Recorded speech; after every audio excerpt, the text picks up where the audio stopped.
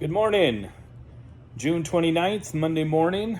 I just pray you had a great weekend and you were able to attend service somewhere. If it wasn't in person, that you were able to be on Facebook or YouTube or something to watch some services and be able to be a part of that. I just wanted to give a kind of a shout out and a prayer request for a couple dear friends of mine, Drew and Nikki Drage and Connor and Zeke. Drew's the new pastor at Danville Friends over in Danville, Indiana. Went over there yesterday afternoon and got to get a tour of the church he's going to be at and his house and what a blessing. Very nice. Both of them very nice, very well kept. He's excited about getting his ministry started there, and I know him and Nikki are going to do a great job. So put them on your prayers and be praying for them. Connor, their son, he's having a little hard time with it, being a teenager and leaving home and moving to a new area. That's I'm sure that's really tough, but like I said, just be praying for them and their new beginning and the new excitement. We'll see how God blesses their ministry there. But today, Monday morning, we're going to be in Job 17 through 19, and what we're reading about Job is just a continuation of really his misery, he's not seeing, and putting much hope in his living, but in his death. And he's looking at eternity. He's looking at, his salvation, where he's going to be going, rather than where he's at. Because again, he's just miserable. And his friends are absolutely no help.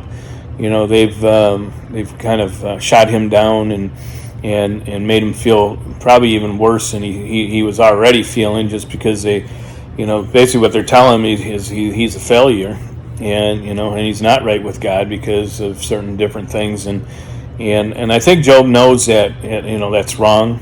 Again, he knows his heart. He knows what's important to him and where he needs to go and do. But again, he's looking at the eternity part of things. He's ready to die. We've heard that over and over again. It's just an eye opener just to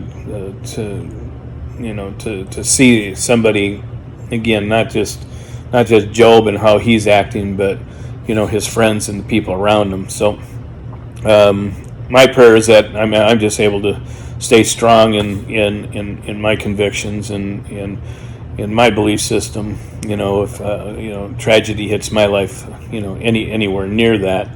Over the years, I've seen different people that are just strong, mighty warriors of God. When they're dying of cancers, when they've lost loved ones, when they've lost businesses, when they've lost their financial means. And they sometimes that even makes them even stronger. But it makes me think how I would handle certain situations if I ever got into that. And I pray I'm able to. I think I'm able to. And I have a belief that I would be able to get through those kind of situations. Excuse me. But again, reading stories like Job and different ones who have dealt with certain situations in their life are also model for how we do things and how we react. So I just pray you have a great week this week and see where God moves and directs and looks at for how we can do things different and better tomorrow than we do today.